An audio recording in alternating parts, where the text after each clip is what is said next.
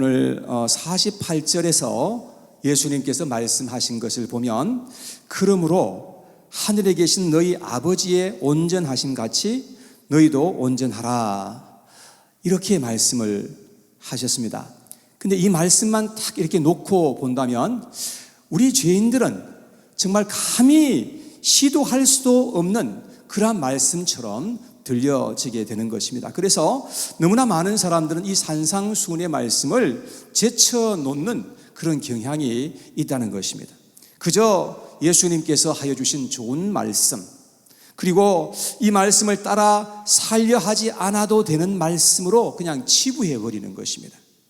왜냐하면 이 말씀은 우리의 현실과 너무나 멀어 보이는 듯한 그런 말씀이기 때문에 그런 것이죠. 자, 그러나 성경을 통해서 하나님이 하나님의 백성들에게 기대하시고 명령하시는 바가 무엇인지를 한번 함께 상고하는 그런 시간이 되기를 원하는 것입니다. 예수님은 산상수훈에서 십계명에 있는 말씀들을 하나하나 짚어가면서 또 새롭게 해석해 주시는 그런 말씀을 해 주십니다. 오늘 읽었던 이 말씀은요, 예수님께서 십계명에 있는 모든 말씀과 율법 전체의 정신이 무엇인 것임을 우리에게 말씀해 주신 것입니다. 그러니까 십계명 전체를 요약해서 한마디로 말씀하셔서 사랑이다 라고 그렇게 말씀을 해 주시는 겁니다.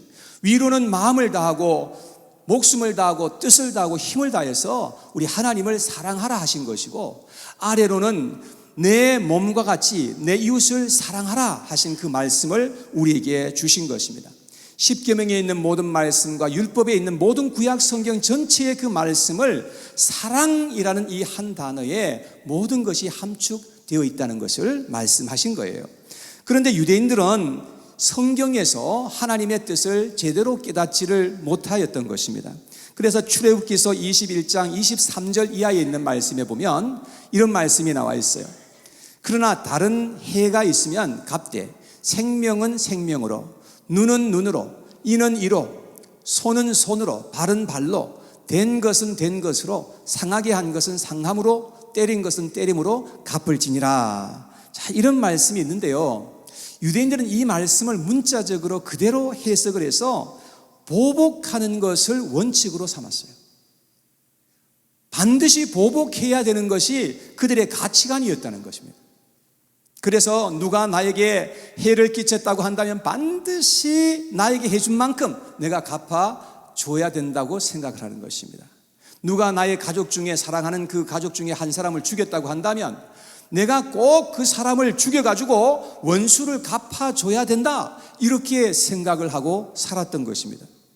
여러분, 지금도 이 세상에서 가장 미워하고 원수처럼 생각하면서 살아가는 나라들이 있는데 바로 이스라엘과 아랍입니다. 이 두 나라는요 4,000년 동안이나 계속해서 지금까지 싸웠는데 지금까지도 철천지 원수처럼 그렇게 생각하면서 살아가고 있는 것입니다. 한쪽에서 어떤 공격을 하면요 반드시 다른 어떤 공격을 해서 그렇게 보복하는 그런 행동이 따라오게 되는 것입니다. 그렇게 서로 미워하고 죽이는 사건이 4,000년 동안 계속해서 반복된 것입니다. 그런데 아직도 안 끝났다는 거예요. 오늘 본문에 보면 예수님께서 참 하나님의 말씀을 새롭게 해석해 주셨습니다. 여러분, 유대인들은 하나님의 말씀을 잘못 해석을 해서 그와 같이 행동을 하게 된 것입니다. 자, 그런데 오늘 본문 38절 이하의 말씀을 제가 좀 다시 읽어드리겠습니다. 38절 이하에 보면 또 눈은 눈으로, 이는 이로 갚으라 하였다는 것을 너희가 들었으나 나는 너희에게 이르노니 악한 자를 대적하지 말라. 누구든지 내 오른편 뺨을 치거든 왼편도 돌려대며 또 너를 고발하여 속옷을 가지고자 하는 자에게 겉옷까지도 가지게 하며 또 누구든지 너로 억지로 오리를 가게 하거든 그 사람과 심리를 동행하고 내게 구하는 자에게 주며 내게 꾸고자 하는 자에게 거절하지 말라. 또 내 이웃을 사랑하고 내 원수를 미워하라 하였다는 것을 너희가 들었으나 나는 너희에게 이르노니 너희 원수를 사랑하며 너희를 박해하는 자를 위하여 기도하라. 자, 이렇게 예수님께서 말씀을 하셨는데 예수님은 원수를 갚는 대신에 원수를 사랑하라 그렇게 말씀하시고 또 어떻게 사랑할 것을 주님께서 말씀해 주신 것입니다. 여러분, 우리가 이 세상을 살아갈 때에 우리의 앞길을 가로막는 진짜 왼수 같은 그런 사람들이 여기저기에서 나타납니다. 우리에게 악을 행하고 부당하게 행하고 우리를 핍박하는 그런 사람들이 나타납니다. 세상에는 언제든지 어디에든지 불리들이 있었습니다. 괜히 우리에게 와서 못 살게 굴고 가만히 있는데 정신적으로 물리적으로 피해를 입히면서 그렇게 우리에게 참 힘들게 하는 그런 사람들이 있는 것입니다. 때로는 그러한 사람들이 우리 가족 중에 어떤 사람일 수도 있고 때로는 우리 주변에 있는 어떤 사람일 수도 있는 것입니다. 여러분, 이러한 사람을 만났을 때에 대부분의 사람들은 다음과 같이 반응합니다. 첫째, 함께 미워하며 대적하고 원수를 맺고 살아가는 것입니다. 그래서 피 터지게 서로 싸우는 거죠. 그래서 파탄이 일어나고 또 살인이 일어나고 어떤 경우에는 나라와 나라 사이에 전쟁이 일어나기도 하는 것을 봅니다. 여러분, 이렇게 살게 되면 누가 죽어도 죽어야 그래야 끝이 나는 것입니다. 이렇게 살면 얼마나 불행하겠습니까?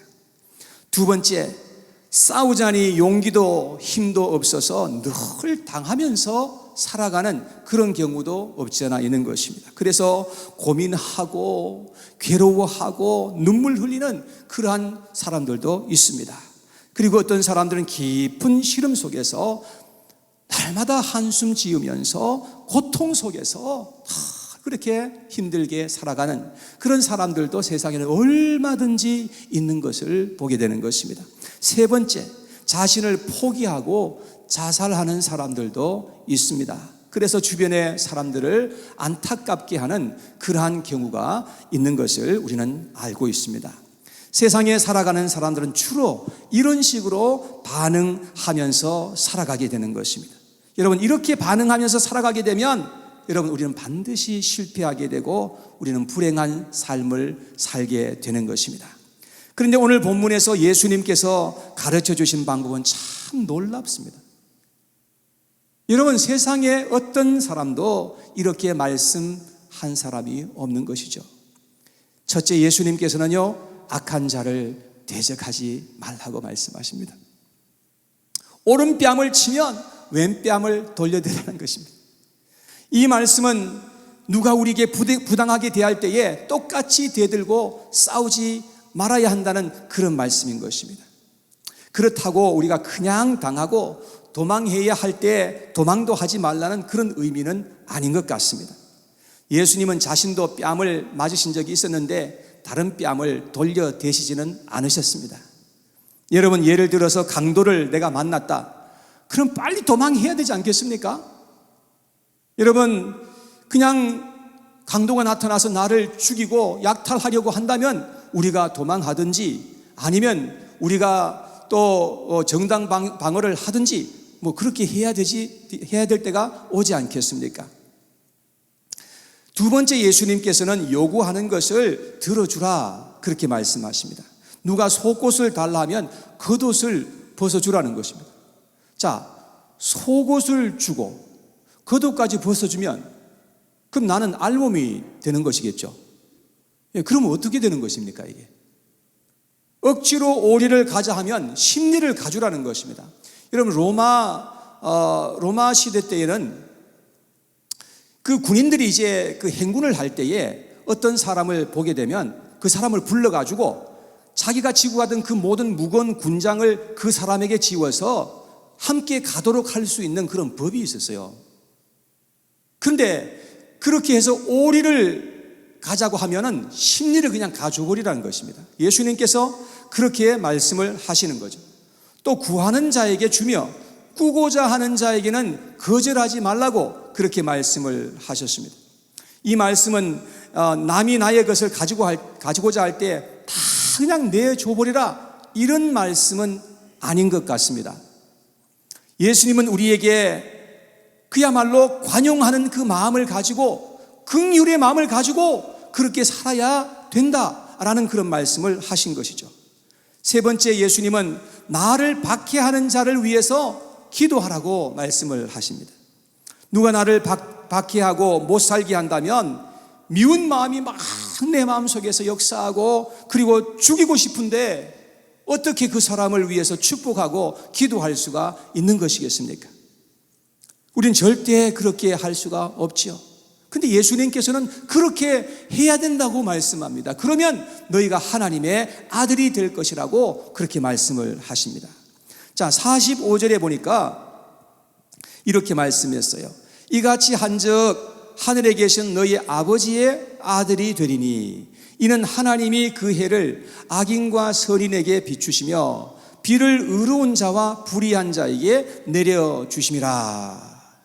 여러분, 하나님의 자녀들은 이와 같이 행하여야 된다라고 그렇게 말씀을 하시는 것입니다.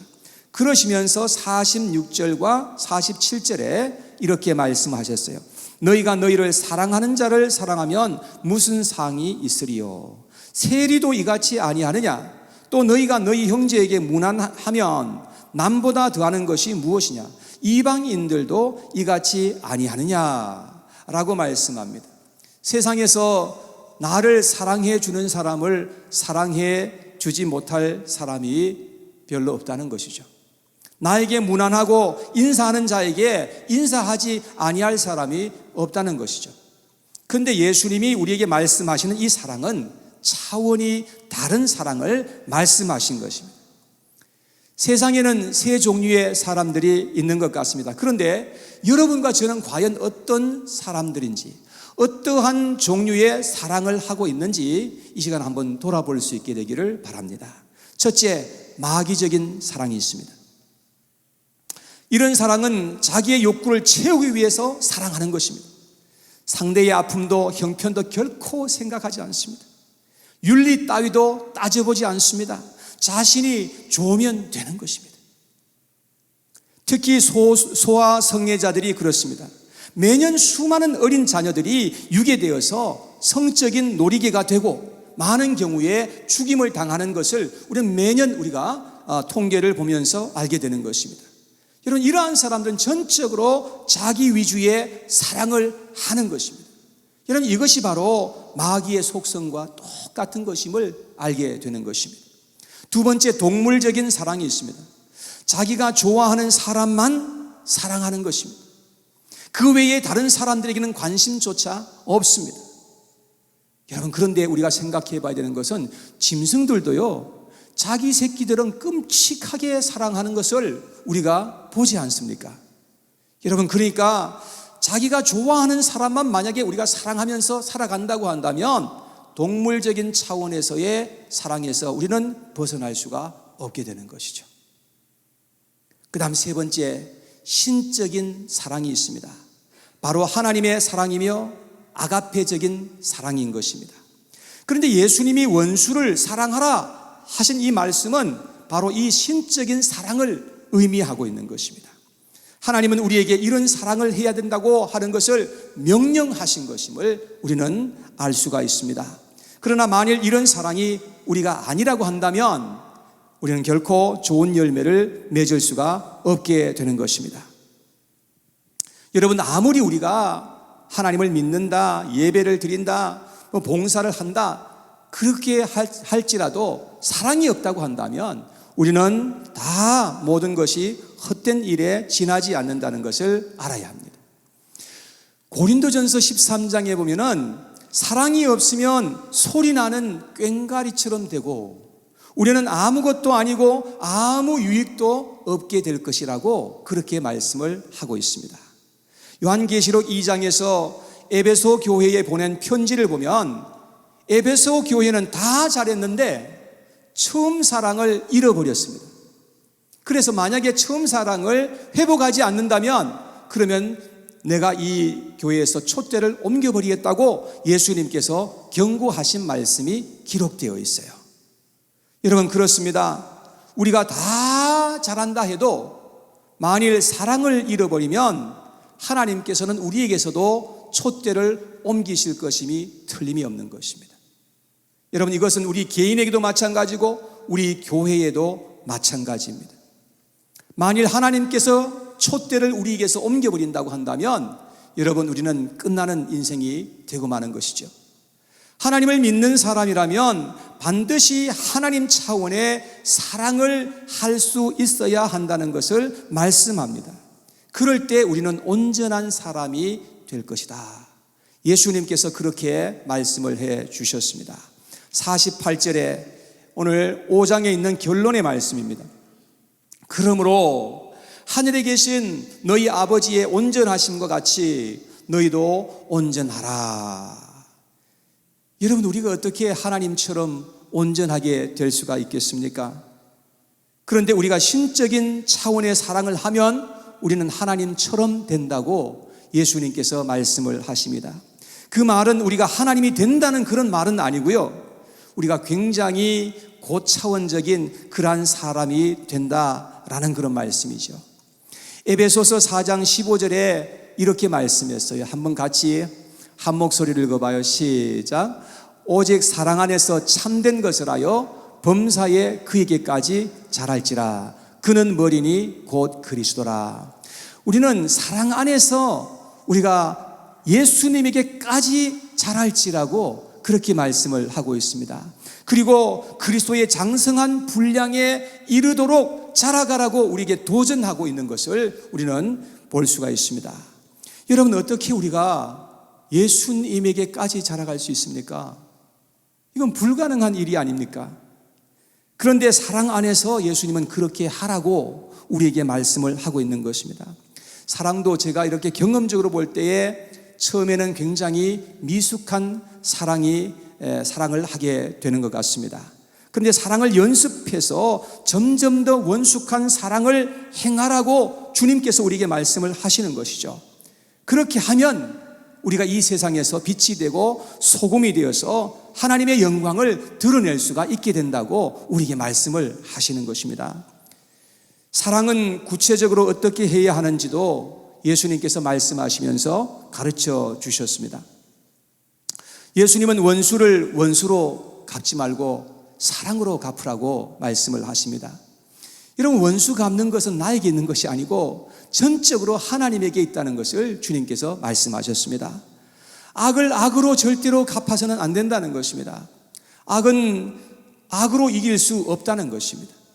악을 이길 수 있는 유일한 방법이 있는데 그것은 선을 행함으로써 악을 이길 수 있다라고 말씀을 하고 있습니다. 노예 제도가 있을 때의 일이라고 합니다. 조라는 노예가 있었는데 이 사람은 주인의 사랑과 신뢰를 한 몸에 받았던 그런 사람이었습니다. 주인은 무엇을 하든지 이 조와 함께 의논하고 그렇게 행하였던 것입니다. 하루는 몇 명의 노예들을 더 사기 위해서 이제 시장으로 나갔습니다. 많은 노예들이 거기에 있었는데 그 중에 아주 약하고 나이가 든 한 노예가 있었습니다. 조는 그 사람을 한참을 뚫어져라고 바라보고 있더니만 주인에게 요청을 합니다. 주인님, 저 사람을 사지요. 그러나 너무 늙어 빠져서 쓸모가 없겠어 라고 주인이 말합니다. 이봐, 여기 원기왕성하고 젊은 애들이 얼마든지 있잖아. 그들 가운데서 골라야 하지 라고 말했습니다. 그러나 조가 너무 고집하는 바람에 그 늙은 노예를 사서 집으로 데리고 왔고 조는 정성을 다해서 그가 다시금 건강해지도록 돌보아 주었던 것입니다. 이런 일이 수일 지속되는 동안에 주인은 조가 눈치채지 못하도록 계속해서 주시하고 보았습니다. 어느 날 주인은 조를 서재로 불러서 그에게 말했습니다. 조, 얼마 동안 난 너를 관찰해 보았는데 내가 참 이상하게 생각한 것이 있다. 왜 너는 그 늙은 노예를 사라고 고집했는지 말이야. 그리고 내가 보니까 그 늙은이를 정말 정성을 다해서 사랑하고 돌보아 주던데 혹시 너의 아버지가 아니냐? 그제야 조는 대답했습니다. 주인님, 그는 저의 원수였습니다. 내가 어렸을 적에 그는 나를 유괴해서 지금 주인님께 판자입니다. 우리가 시장에 나갔던 그날 거기서 그를 보았을 때에 한 작은 음성이 내 마음에 들려왔습니다. 내 원수를 사랑하라. 내 원수가 줄이거든 먹이고 목이 마르거든 마시오라. 저는 크리스천이 되었는데 그를 돕지 않을 수 없었습니다 라고 말하더라는 것입니다. 그는 참으로 지혜롭고 성숙한 그리스도인이었던 것입니다. 이런 것이 바로 신적인 사랑이요, 예수님께서 우리에게 말씀하신 그런 사랑의 차원인 것입니다.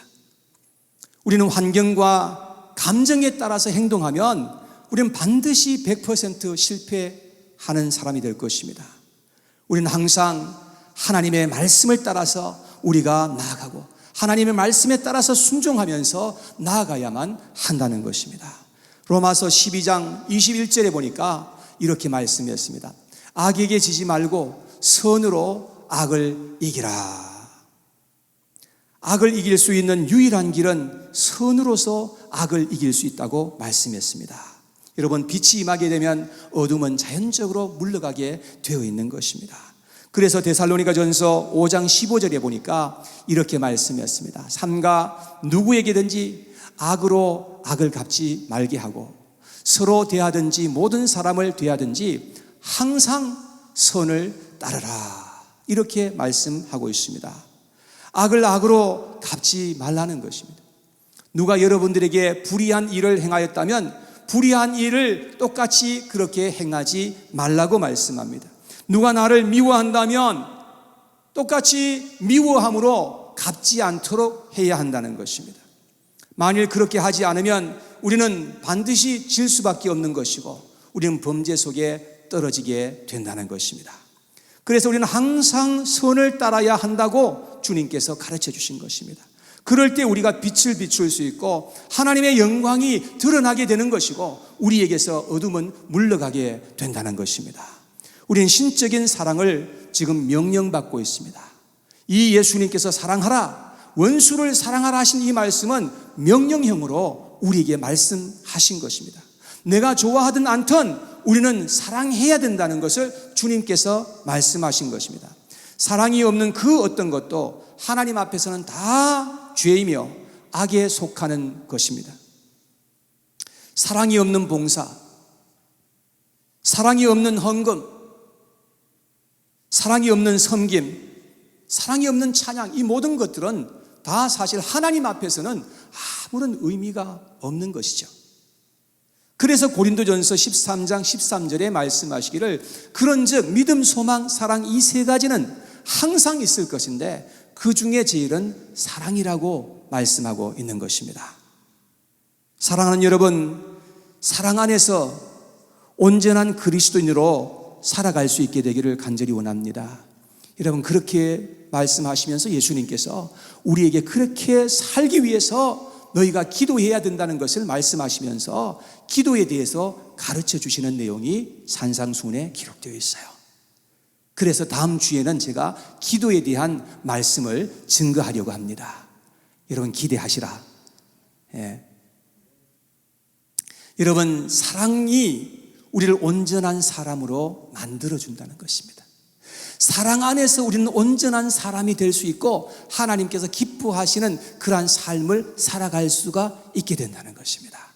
사랑하는 여러분, 우리가 함께 우리 믿음의 이 공동체, 우리 반석 공동체도 우리가 함께 사랑 안에서 함께 자라가고 더욱더 성숙한 그런 공동체로서 우리가 주님 앞에 살아갈 수 있게 되기를 간절히 원합니다. 아멘.